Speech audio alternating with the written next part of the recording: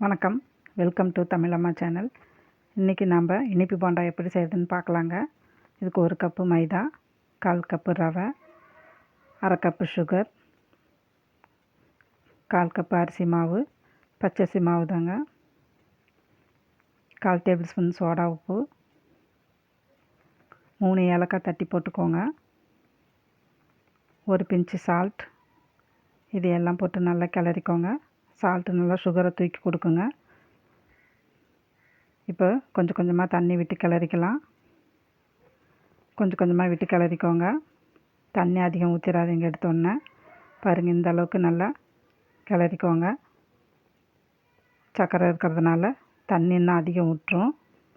இப்போ இது ஒரு 15 நிமிஷம் மூடி வச்சிடலாங்க. ரவை போட்டிருக்கிறதுனால மாவு கொஞ்சம் இன்னும் கெட்டியாகிடும். இப்போ கையில் அள்ளி எண்ணெய் காய வச்சுருக்கேன்.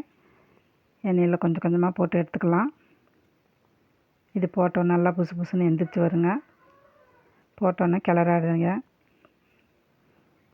ஒரு கொஞ்ச நேரம் கழித்து கிளறிக்கோங்க.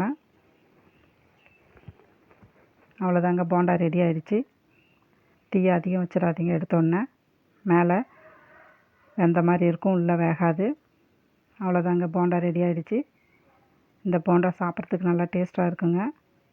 இதை வீட்டில் நீங்களும் ட்ரை பண்ணி பாருங்கள். ஸ்கூல் விட்டு வர குழந்தைங்களுக்கு ஈவினிங் ஸ்நாக்ஸாக செஞ்சு கொடுங்க. நன்றி.